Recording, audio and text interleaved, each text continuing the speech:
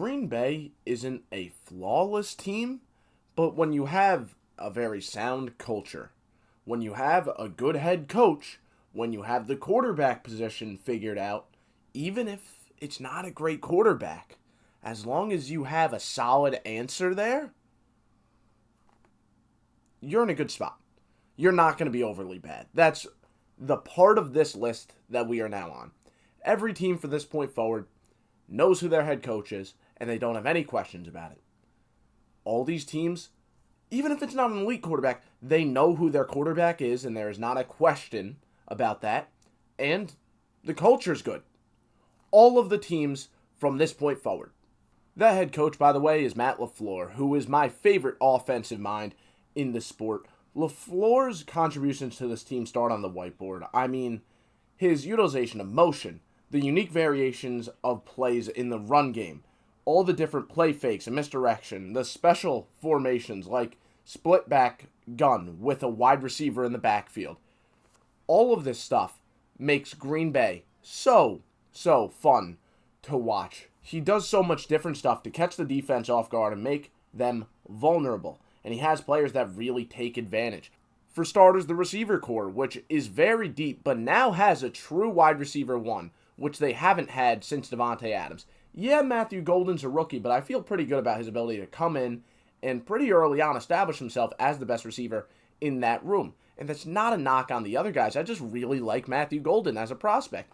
He has speed, he has route running ability. He's a very nice separator in a scheme that's going to use him and take advantage of that skill set. I keep talking about LaFleur, but one of the best things he does is take advantage of different guys' skill sets.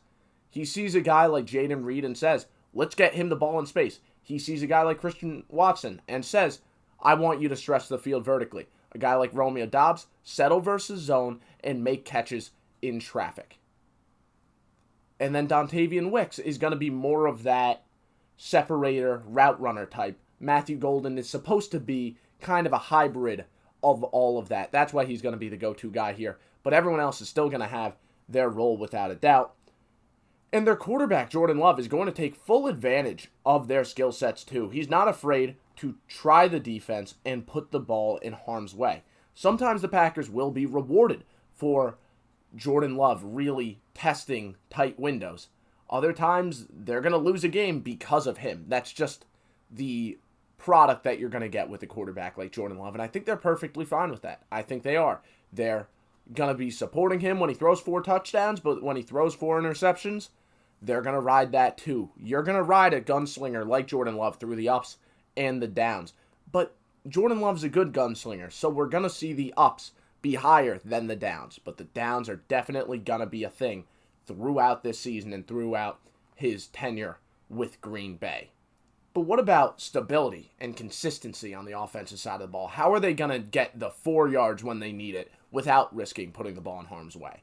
Well, they're going to take the ball out of Jordan Love's hands and put it in Josh Jacobs' hands. He's a great between the tackles runner who will consistently get you the 4 yards you need. 4 yards, 4 yards, 4 yards. Just a great runner with a solid offensive line in front of him. Guys like Zach Tom, Elton Jenkins, Rasheed Walker, all very good. Very good. It should be a great offense with a great scheme, a lot of talent throughout, very well-rounded unit. I'm excited to watch it work. I really am. The defense can be more of the question mark here. They've devoted so many assets to the D-line, but the unit underperformed severely last year. Rashad Gary gets a lot of hype, but last year he was 37th in pressure rate among players with at least 100 rush attempts. Kenny Clark had a down year too. For whatever reason, the D-line that is littered with first-rounders just didn't play well. Just did not play well. Where do you point the finger? Probably first-year defensive coordinator Jeff Hafley. But as much as Hafley might have made the D-line play worse, we got to give him credit for what he's done to the secondary, because Xavier McKinney was truly outstanding for this team last year. And although they lost Jair Alexander, I like Nate Hobbs, and I'm a huge fan of Javon Baker. I don't really like Keyshawn Nixon, but this should be a fine secondary. It really should. I like Evan Williams. Xavier McKinney is a true ball hawk. Javon Bullard can play so many different roles for this defense. Right now, he's expected to play the nickel position for them. And he's going to defend the run well. He's going to make sure nothing gets by him. And he's going to make sure that he contests heavily with any ball that's in the air. I mean, Javon Baker is a player I loved coming out of college. And then Nate Hobbs has really been nice for the Raiders. And Jair Alexander hasn't been able to stay healthy. That's a very real thing here. Losing Jair Alexander definitely made their ceiling take a hit. But I think they have a better secondary this year than they did last year. And that's because I don't think Jair Alexander can really stay healthy. Or at least he hasn't been able to in recent years. This defense is all going to be put together by the play of the linebacker Edgerrin Cooper coming into his second season. Last year, he was phenomenal later in the year. And I think he has the ability to truly establish himself as one of the league's top linebackers. He plays with such a high motor and great energy. He should be a true playmaker for them. If the D-line can bounce back and play up to their potential, and the secondary could be the unit that I think it will be, not something amazing, but solid, except for Keyshawn Nixon, I think this is going to be fine. I think this defense is going to be a good unit. A pretty damn good unit. I don't just think it's going to be average. I think it will be one of the better units in the NFL. I feel optimistic about it, but the D-line has to bounce back because Rashawn Gary had a down year. Kenny Clark had a down year. They need these guys to bounce back. Lucas Van Ness, he was a first-round pick. It's about time he starts playing with it. They need these guys to step up. Because it's really funny, Edgerrin Cooper is the only guy in that defensive front listed as a starter that wasn't a first-round pick. And he's been the best guy. Or at least he was last year. Let's see if the other guys, like Rashawn Gary, who at one point was a truly great edge rusher, let's see if he could step up. Let's see if Kenny Clark can do his thing. Let's see what Lucas Van Ness can do. Let's see if Quay Walker can really start to play like a solid linebacker out there. And then in the secondary, like I said, Xavier McKinney's a great playmaker for them. He's going to force turnovers. He's going to do a lot for you. Nate Hobbs I like. Javon Bullard I like. It should be a good defense with an offense that is always going to play great because of great coaching, because of great talent. I feel very good about the Green Bay Packers this year. Let's see how they do in a competitive NFC North. The thing about these NFC North teams is that the NFC North is so competitive. They're going to eat each other alive. I still have Green Bay making it. They're the 7th seed. They're a very good team. It's just that NFC North is really tough. And because they have to play Detroit twice, because they have to play the Vikings twice, because they have to play Chicago twice, it makes things tough. But then you look at the rest of the schedule, and it isn't too bad. Let's dive into it, starting with Week 1. Detroit's really damn good. It's really good. They have 2 new coordinators, and that's a double-edged sword on both sides, right? On one hand, if you want to argue for Green Bay, the Lions haven't ran this offense or defense yet. It's a new coordinator on both sides of the ball. They don't really know exactly what they're doing. They will have the preseason to kind of find out, but they're not going to show everything then, right?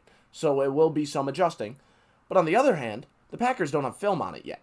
Now, we're going to assume that's the same scheme. I'm assuming it's going to be a lot of man coverage with blitzes in front of it. It's going to be, I assume, a lot of, on the offensive side of the ball, a lot of play action. Jahmyr Gibbs, get him involved and base the attack off of what they're doing with their run game.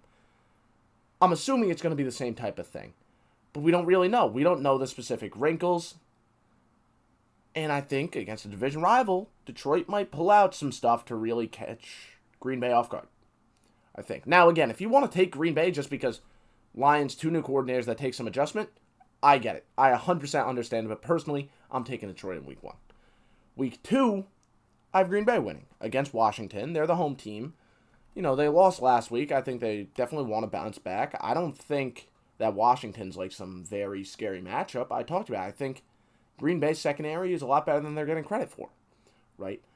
I think their defensive line won't get pushed around too much. Jaden Daniels might cause some problems, but I really like how Green Bay's offense matches up against Washington's defense. I feel good about this. I am going to take Green Bay in that matchup. And then Cleveland, I trust Green Bay to get the job done there. No upset. Now, I do have them getting upset by Dallas. And I get it. I don't think Dallas is overly good. Their coaching staff is very illegitimate. I'm sorry, I don't feel too great about Brian Schottenheimer being my head coach, but the game's in Dallas. I think a lot of heads are going to be watching this game, and I think it's going to be a priority to really put on a show for Dallas. I think this is going to be the games they care more. One of the games where they care more. And considering Green Bay is just about to head into a bye right before playing against a Bengals team you really have to prepare for because they demand that you score so much, I think they might get caught looking ahead a little bit too much and end up getting upset. But then I think they're going to be prepared to play against the Bengals. Then the Cardinals, I think they're going to be prepared to play them too. I think against the Bengals, this is going to be a game where Jordan Love will be able to score enough. Like, he's going to light it up. Now, if the Bengals are opportunistic and Jordan Love is putting the ball in harm's way and too many turnovers happen, Bengals, yeah, sure, I could absolutely see them winning. But I think off of a bye, they're going to have what they need. I think that Bengals defense is very weak. Then the Cardinals at home. I think Jonathan Gannon's going to do a lot to limit the explosive play, but I think Josh Jacobs is going to be able to keep ground and pound. I don't think he'll be able to do that against Pittsburgh. That's why I have Pittsburgh winning at home. Pittsburgh's also coming off a mini bye. I'm giving Pittsburgh the advantage there. They're going to be able to defend the run, and I think in terms of just a normal drop-back passing game, it's a coin flip in terms of what Green Bay team you're going to face. Are you going to see Jordan Love really elevate the team or really hurt the team? I don't really know. I also think that Pittsburgh might be able to run the ball decently effectively. I'm taking Pittsburgh there. Now, against the Panthers, I don't think they get upset. I don't think they get upset after that Cowboys game for a couple weeks, right? I think the Panthers are good, but I don't think they're going to cause too many problems for Green Bay. Like, I think the Panthers are better than they get credit for. But there's not much that's going to cause problems for Green Bay. Philly is going to cause problems, especially off of a bye week, though. Yeah, the game's in Green Bay, but listen, Philly can run the ball well. Yeah, it's starting to get hot or cold at Lambeau. I understand that. But Philly will run the ball. They'll rely on that O-line. They're fine doing that. Green Bay will ground and pound the hell out of the Giants. Yeah, that defensive line can scare you a bit, but I don't really think the Giants are going to be able to do that much on the offensive side of the ball at all. I also think by now the Giants are having some problems at the quarterback position because Jackson Dart is already revealed to not be that good of a quarterback, and Brian Daboll's job is up in the air. I think the Vikings will probably be a split, so I'm giving the Packers the home game, and then I'm giving the Vikings their home game. I think the Packers will get their revenge on Detroit. I have all of these being splits. All these NFC North games, I have them being splits. I just think there's so much of toss-ups in terms of which team's prepared to face who. I don't think the Packers match up particularly well or particularly poorly against any of those teams. I think they match up just fine. The cool thing about Green Bay is they are versatile in terms of how they could beat you, but all of these teams in the NFC North are also well-rounded, right? Maybe the short passing game could really get going, and then they're able to beat Detroit twice. Maybe. Maybe they're able to really threaten Chicago deep, and that causes problems for them. Maybe. And then maybe you take Green Bay twice, but I'm going to lean towards a split in terms of all the divisional games. Then, week 15, the Broncos, they're going to blitz a lot, but I think Jordan Love will be just fine. I got to give Jordan Love a lot of credit. When he's faced with a blitzer, he feels pretty good in terms of operating under pressure. He's able to step up and make a throw. He's pretty good with that. Now, sometimes it leads to him rushing a decision, and he just tries a very tight window, but he's kind of going to do that either way, whether the pocket's clean or not. So, Jordan Love, I feel like he'll be fine against that secondary, against that defense, with all the pressure they're going to send. I also think Green Bay will be able to slow the game down with the rushing attack. Chicago, we talked about it. I don't think either team matches up particularly well against the other, so I'm just having it be a split. The Ravens, here's the thing. It's at Lambeau.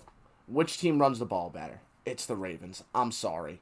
It's late in the year. It's going to be probably like a snow game. It'll be fun to see Derrick Henry in the snow, but he's going to win it. You know, like Josh Jacobs can run well, but not quite Derrick Henry and Lamar Jackson level well. So I'm taking Green Bay to lose that one, and I think Green Bay loses another. But they did have a pretty strong, like, end of season, week 11 to week 16. Like, that's a really nice period. I just think these two teams are going to give them problems, especially, like, that week 18 game is going to mean a lot for seeding.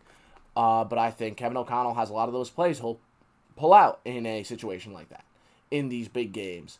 And LaFleur will too, but Jeff Hafley, does he? I know Brian Flores does. I think that's the little difference. Jeff Hafley versus Brian Daboll. Brian Daboll will have more of those tricks up his sleeve. Hafley really won't. And late in the season, in a big game like this, I trust the team that has, first off, home field advantage, right? It's at the Viking Stadium. And then second, I trust the team that has more tricks up their sleeve, and I think the Vikings do. So I'm taking them. Also, McCarthy will be accustomed to the league at this point. Still, though, 10-7 in this division. We see there's a lot of tough teams here, and maybe they are able to beat Chicago twice. Maybe they're able to beat Detroit in week 1. Like, they could win 12 games. I could absolutely see it. But that's all I have for this episode. I hope you all enjoyed. I'm excited to see you next time.